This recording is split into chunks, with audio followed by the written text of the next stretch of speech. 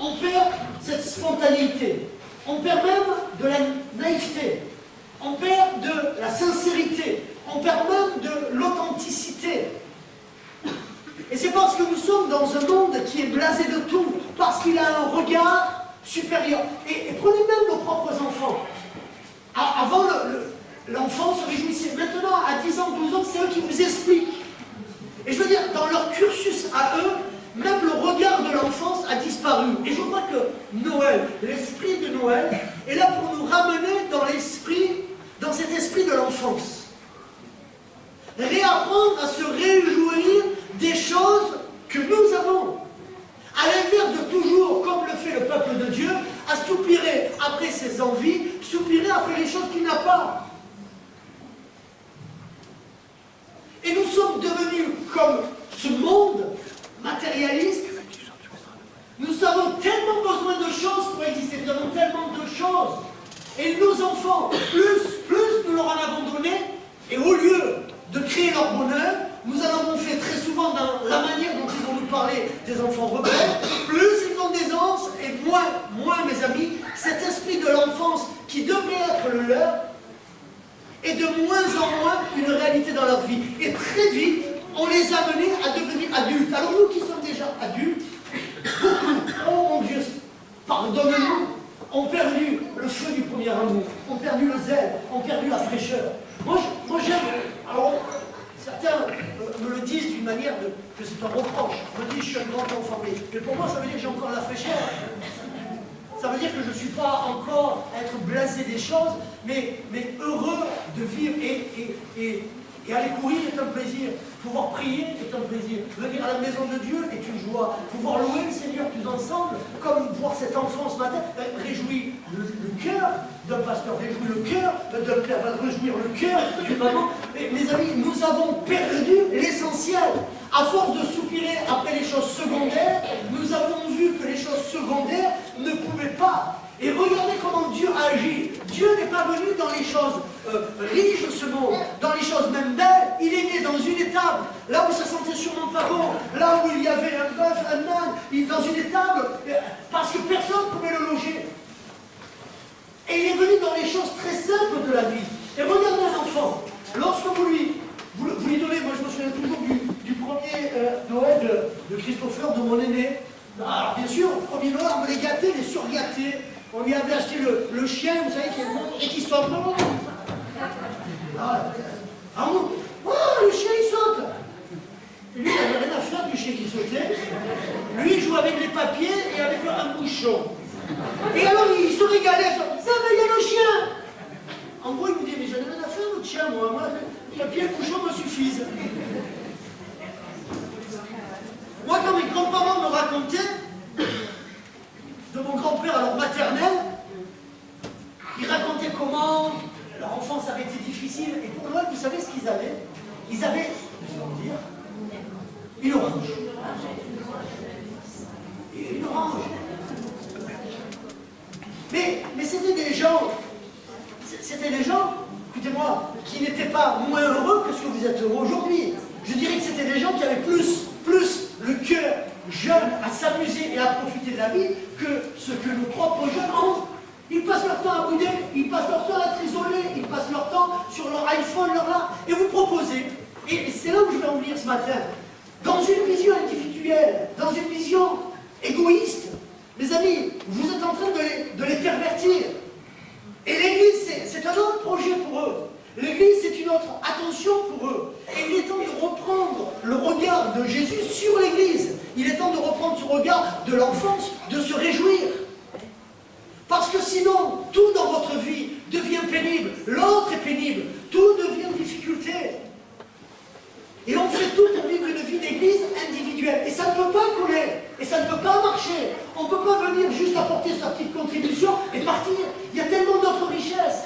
Et l'enfant, lui, ce qui est bien, et je le vois avec les propres enfants, au début, l'enfant, qu'est-ce qu'il fait? Il reste dans son coin, il n'a pas envie de se mélanger. Mais il suffit qu'il connaisse un peu, puis de suite, il crée des liens, il crée des amitiés, il est capable et il a envie d'y venir, il a envie de participer, il a envie d'être.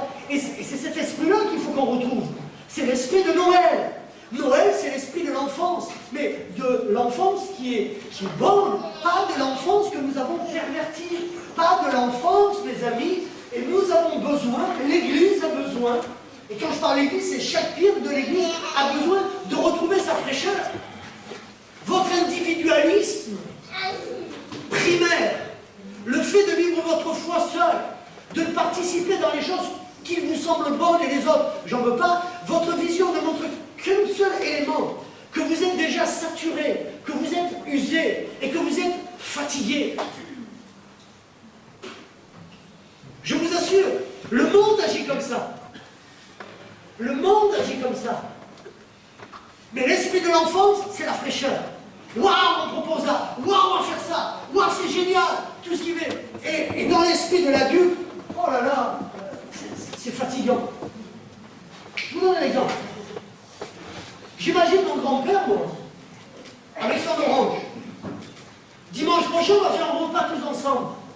On va manger du foie gras, du confit de canard, ou on va être là. Vous voyez quelle aurait été son attitude? Waouh, c'est fantastique! Oh là là, pasteur, on va se retrouver en bas, il va faire chaud, il y aura du bruit, il y aura l'élément. Mais voilà, vous êtes, eh bien, écoutez, quand on est là, on a l'esprit de l'adulte. C'est-à-dire qu'on est blasé, on n'a plus soif de l'autre, on n'a plus soif de l'amour fraternel, on n'a plus soif de cette relation, on n'est plus dans simplement les devoirs, mais on ne veut plus que des droits, on exige. Voilà, ça je prends et ça je prends pas. Pourtant la Bible dit l'inverse, tout ce que ta main trouve à faire, fais-le. Et comme un enfant est capable de se réjouir avec un bout de papier, mes amis, dans un repas, le fait de partager, le fait d'être ensemble, le fait d'être. Et là, on le dit de plus en plus dans les grandes églises, hein, on dit il faut mener l'église comme une entreprise. Oui, mais alors on est dans l'esprit non plus de l'enfance, mais on est dans l'esprit de l'adulte. Et dans l'esprit de l'entreprise, mes amis, ce qui compte, c'est le rendement. Et on n'est plus du tout ciblé sur le même potentiel, sur les mêmes éléments. Et je vais vous dire, pour être honnête avec vous, il y en a assez de vivre dans une société déjà si individualiste, mais encore pire, de pouvoir le retrouver dans l'Église. Dans quelle association vous ferez partie d'un conseil d'administration et vous ne viendriez pas au repas de Noël? Dans quelle association sportive vous seriez participant et vous n'iriez pas au gâteau des rois? Ça n'existe pas, il n'y a que dans nos milieux, où chacun fait comme il veut, parce que ce n'est pas l'esprit de l'enfance. Parce que l'esprit de l'enfance, il se réjouit. Waouh, on va passer un moment ensemble. Waouh, c'est vrai, la journée va être fatigante. Mais waouh, je peux. Et les mêmes personnes, eux, sont capables, par contre, pour telle activité, telle autre, parce que ça leur convient et parce qu'elles sont. Ben écoutez, pour moi, ça c'est l'esprit de l'adulte. Il ne fait que ce qu'il veut. Et la Bible dit que le peuple de Dieu, à un moment donné, et cette vérité reviendra à la fin des temps, dans les Juges, il nous est dit, à cette époque-là, les gens faisaient ce qui leur semblait bon. Et à la fin des temps, le même état d'esprit sera revenu. Ça, c'est l'esprit qui se croit mature. Et Jésus nous dit autre chose ce matin. Il te dit, si tu veux rentrer dans le royaume de Dieu, alors il va falloir que ce vieux manteau d'adulte, il va falloir que tu le déposes pour que tu retrouves la fraîcheur. La fraîcheur de te réjouir de voir celui qui chante, de voir une jeunesse qui est loin d'être parfaite, essayer de travailler pour le Seigneur, de s'unir pour le Seigneur. Et vous avez des gens qui ont tellement pris l'habitude d'avoir cet esprit mature, stérile, qu'ils ne regardent qu'aux petits défauts, à la petite fausse note, aux petits détails, à l'élément qui n'irait pas, à l'élément. Ben mes amis, quelque part, quand on en arrive là, on perd la magie. Et à force de ça, et à force de là, vous avez dans de nombreuses églises des endroits où on ne fait plus Noël, où on ne fait plus des repas, on fait tout ça, parce que tout est devenu source de soucis, source de problèmes.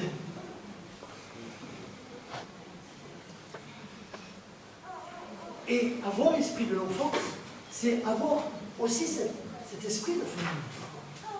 Quand Dieu nous a appelés dans Éphésiens 5, il a remarqué, il a dit, nous sommes prédestinés à être ses enfants.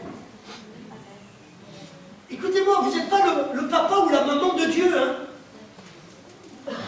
Des fois, je me pose la question.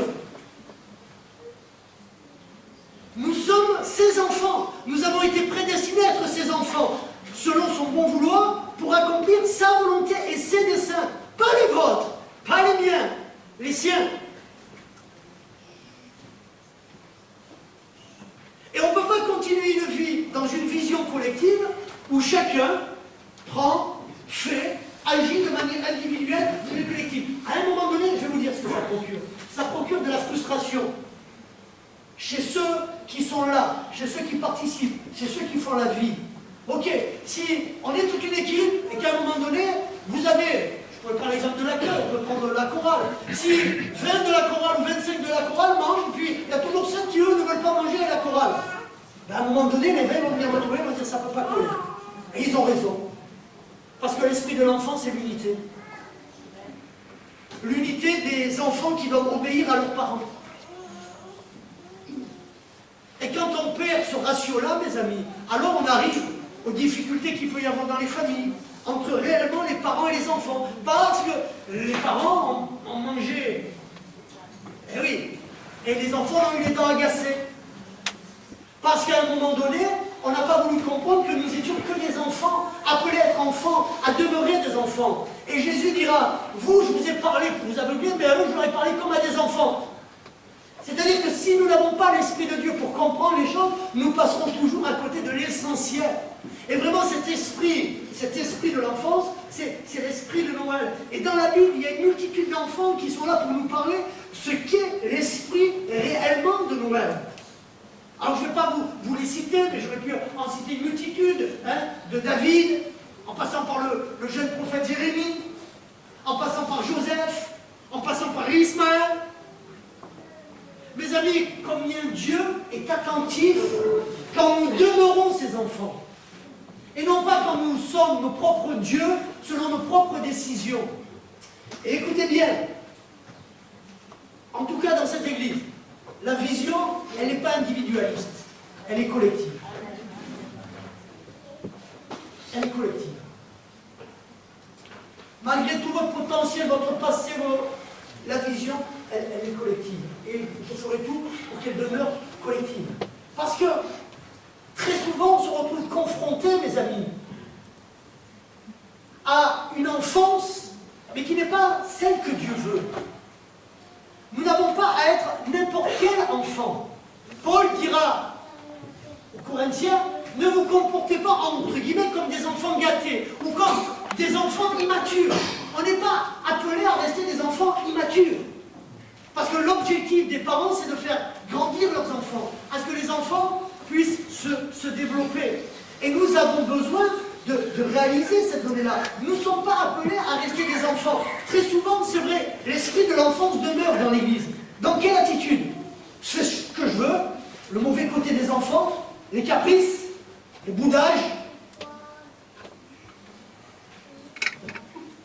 Je veux bien les droits, mais surtout pas les devoirs. Et cet esprit-là, mes amis, qui fait que, waouh, le peuple de Dieu serait assisté, est une réalité. Que nous sommes dans cet esprit de l'enfance, où nous ne voudrions plus aucune contrainte. Moi, je suis sidéré de voir aujourd'hui comment le moindre engagement coûte aux gens. Pourquoi? Parce qu'on regarde toujours du côté du verre. L'enfant arrive à l'adolescence, qu'est-ce qu'il fait? Il n'a plus envie de rien. Excusez-moi de parler comme ça, il s'affale sur le canapé, avec ses chips, avec ses machines devant la télé.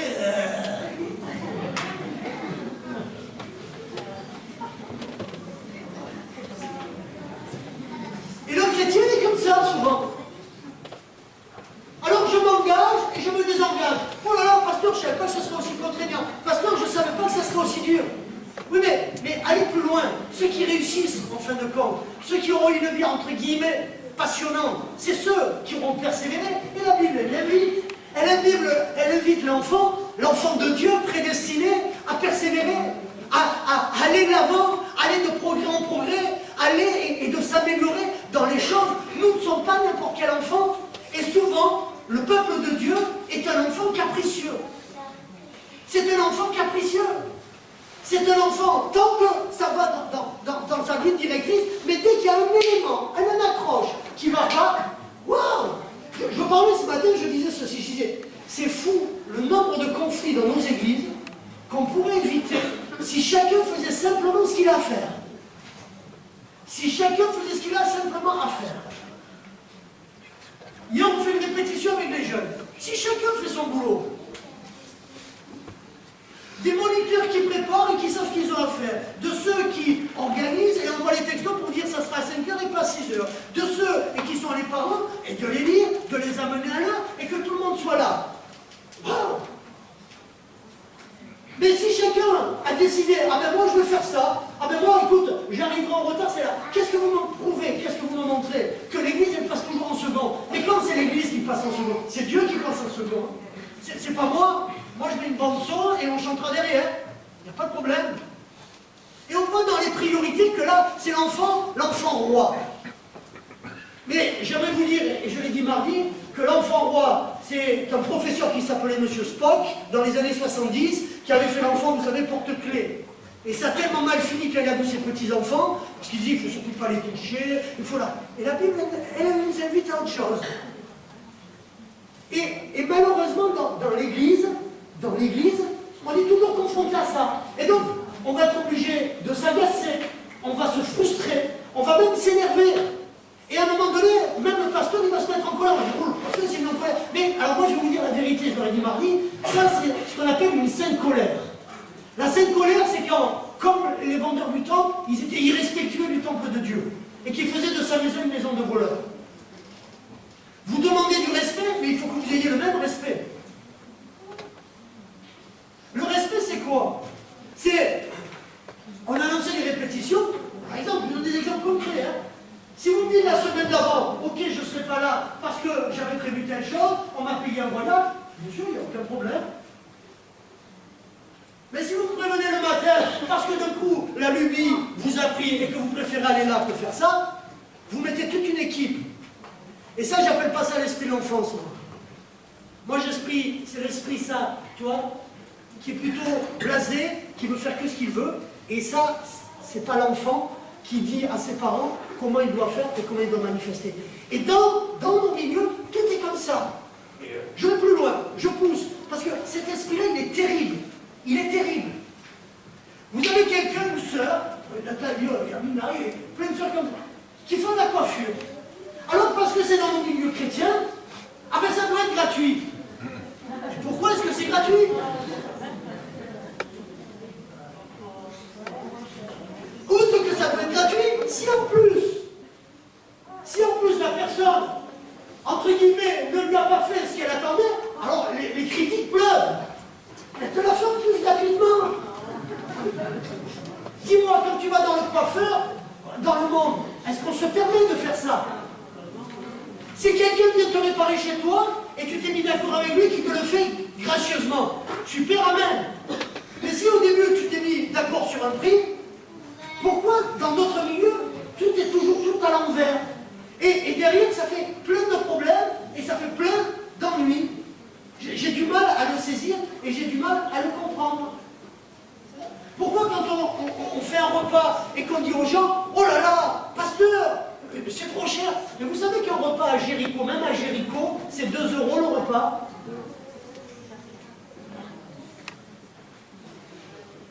Alors moi, je vais être honnête avec vous. L'esprit de l'enfance, c'est, vous savez, ce petit enfant qui vient à Jésus, quand ses disciples, qui avaient l'esprit, eux, d'adultes, et pas tant de l'enfance, viennent voir et disent, il faut que tu renvoies la foule, renvoie la foule. Ah, cette foule, elle est trop nombreuse. Avant que la nuit tombe, renvoie, il n'y a plus rien à manger. Et lui, ce gamin, il vient, qu'est-ce qu'il dit à Jésus? Waouh, j'ai 7 pains, j'ai 2 poissons. Lui, il croit vraiment que Dieu peut faire un miracle. Et qu'est-ce qui s'est passé? Oui, il y a eu un miracle. Il a fait un miracle. Et bien chez nous, tout est fait. Alors l'esprit de l'enfance, je redis, pour que tout le monde soit clair, si tout le monde, honnêtement, donnait sa dîme, tout ce que l'on ferait, les repas, le jour de l'an, le machin, tout serait gratuit. Mais parce que vous êtes adulte blasé à réfléchir aux fins de mois, eh bien on est obligé de faire payer des repas. Et ne dites pas que les repas sont chers, quand pour 10 €, on va vous donner du foie gras, confit de canard, qu'on fait... Et qu'à un moment donné, on passe sa vie tout le temps à râler. Mais quand je vois les mêmes personnes à l'extérieur être capables, on ne peut pas payer la cotisation de l'école du dimanche, mais par contre, pourquoi la cotisation de l'école du dimanche, elle rentre dans nos poches? Vos enfants vont aller à la patinoire aujourd'hui. Ils vont partir tout le week-end à la fin de l'année. Mais écoutez, quand on a un état d'esprit comme ça, c'est l'état d'esprit du monde, c'est pas l'état d'esprit du chrétien. Pourquoi? L'état d'esprit du chrétien et de l'enfant, c'est qu'il donne. Il a donné ses 5 pains et ses 2 poissons. Il donne ce qu'il a. Il donne. Il offre. Il ne regarde pas. Moi, je me souviens, un jour, on était parti en colo avec mon frère et ma grand-mère, alors paternelle, nous envoyait des colis. Et là, il y avait des crêpes et tout ça. Et mon frère avait tout mangé. Et puis, j'avais, moi, j'étais là, petite noisette, et là. Et je voyais qu'il avait problème. J'ai dit, tu veux mon paquet? Et je lui ai offert mon paquet. La spontanéité. Je ne vous raconte pas la suite, parce qu'après j'ai demandé une crêpe de mon paquet que je lui ai donné. C'est autre chose. C'est des histoires de fou.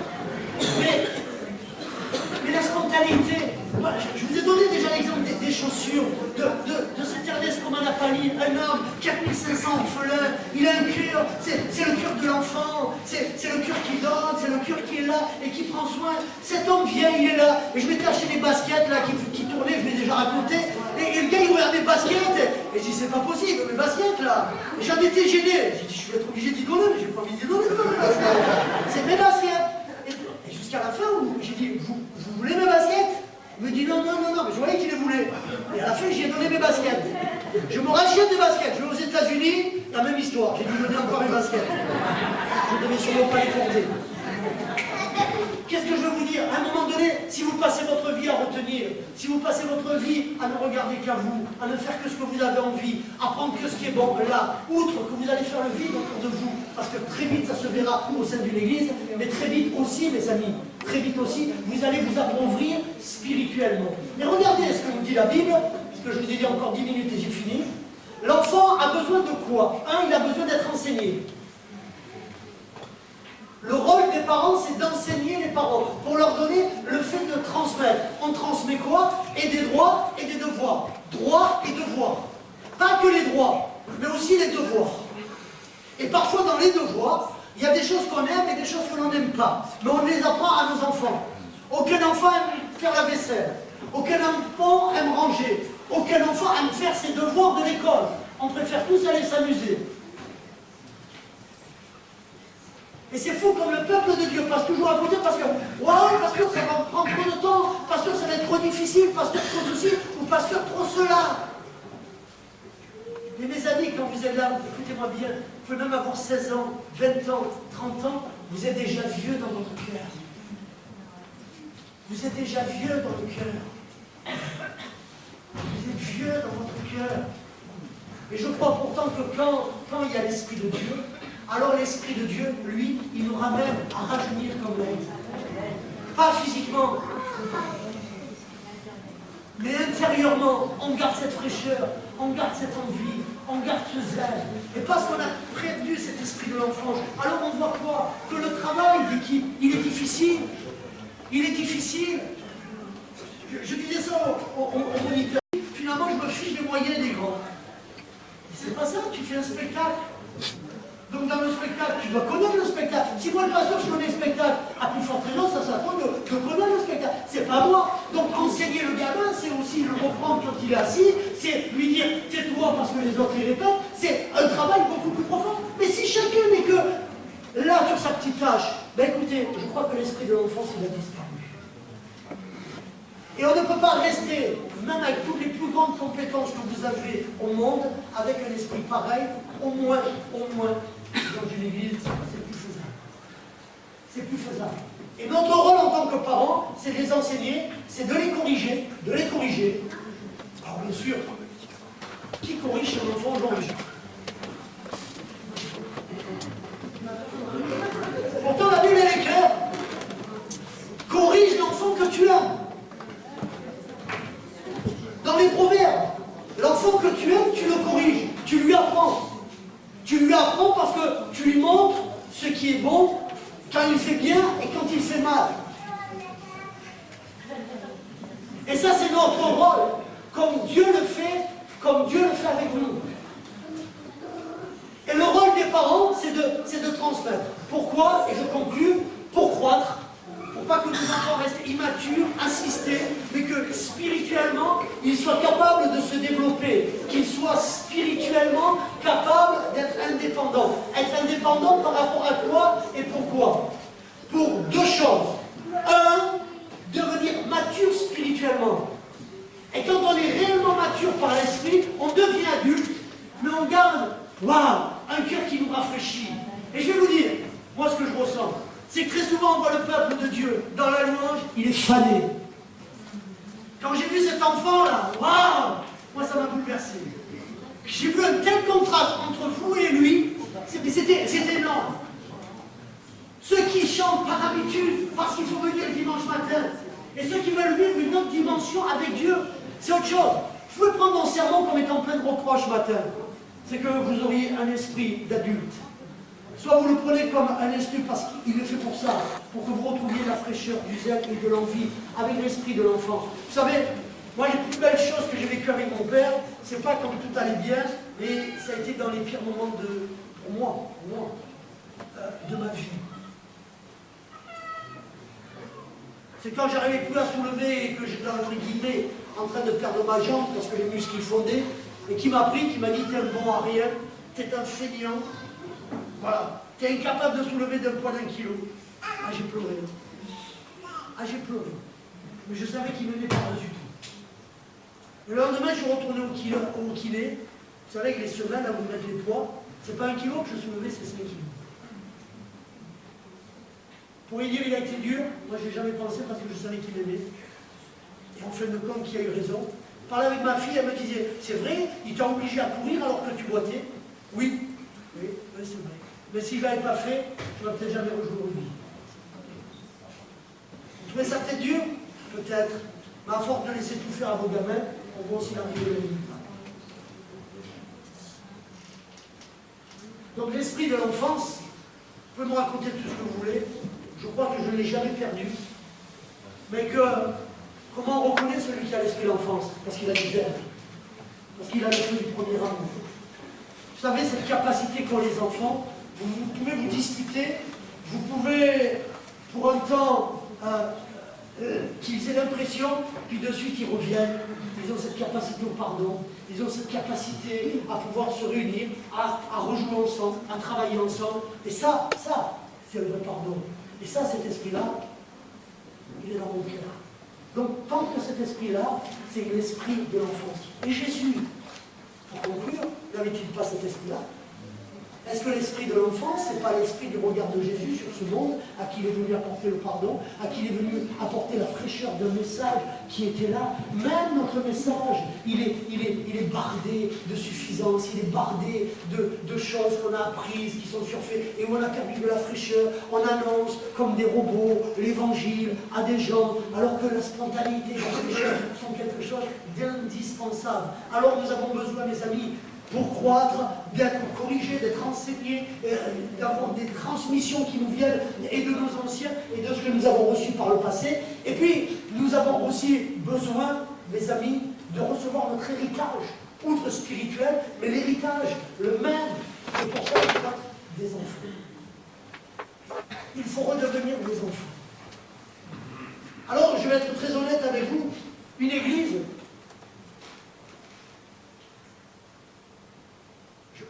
je sais bien que c'est à contre-courant, ce que je vais vous dire, mais bon, je sais qu'aujourd'hui, les belles et grandes églises, c'est celles où il y a beaucoup de monde. Tant mieux si l'essentiel y est. Si c'est réunir que le dimanche des zombies spirituels qui, durant la semaine, ont tellement d'autres occupations dans leur vie que celle de louer Dieu, et parce que ça fait bien culturellement, comme c'était vrai dans les années 70 aux États-Unis, sous Carter. Regardez, sous Carter, qu'est-ce qui s'est passé? Waouh, un président évangélique, ça fait bien d'être évangélique. Donc il y a eu plein de gens, soi-disant, qui sont venus dans les églises, qui se sont convertis. Rappelez-vous, l'église de Cristal, hein? Waouh, c'était une église extraordinaire, du monde, du monde, du monde. Ils l'ont vendue il y a quelques années. Soit, en 70, on est là 40 ans après, qu'est-ce qu'il reste?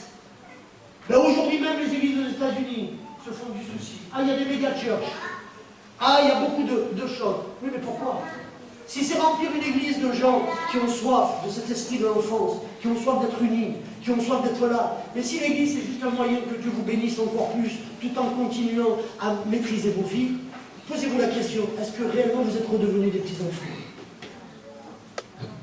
Posez-vous la question, si vous êtes incapable de vous soumettre les uns aux autres, si vous êtes incapable de respecter l'autorité, de se dire bonjour, d'avoir de l'humilité les uns vis-à-vis des autres, de participer à une vie collective, à une vision collective, posez-vous, c'est comme un enfant, il est chez vous, mais il fait ce qu'il veut, il décide de ce qu'il fait. Ben, ça peut durer un temps, mais à un moment donné, stop, ça s'arrête.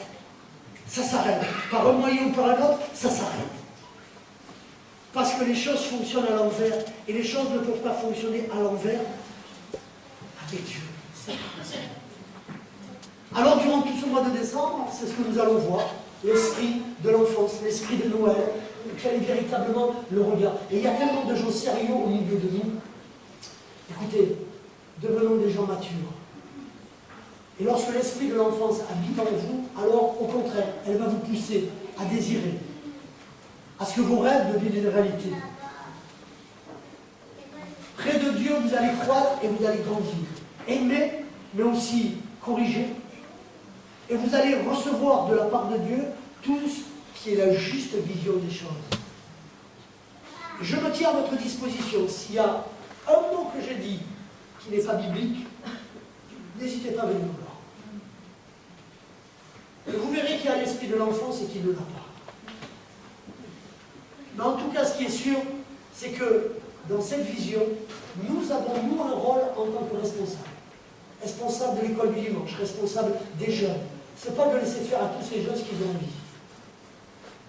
Mais de leur dire quand ils font bien et quand ils font mal, comme il faut le faire à chaque chrétien. Si tu viens juste apporter ta petite pierre à l'édifice, prendre que le bon et laisser le mauvais, ça ne marchera pas. Ça ne marchera pas. Ce n'est pas le rôle d'une église. Maintenant, si tu peux tout prendre dans ce que peut être une famille, et le bon, et le mauvais, et des fois t'arracher le cœur, et aller à l'opposé de ce que tu auras envie, ben, il faut quand même le faire. C'est ça ce que Dieu nous demande. Certains le comprendront, sûrement d'autres non, mais que l'Esprit puisse parler simplement à vos cœurs, et voir ce qui a été dit est juste ou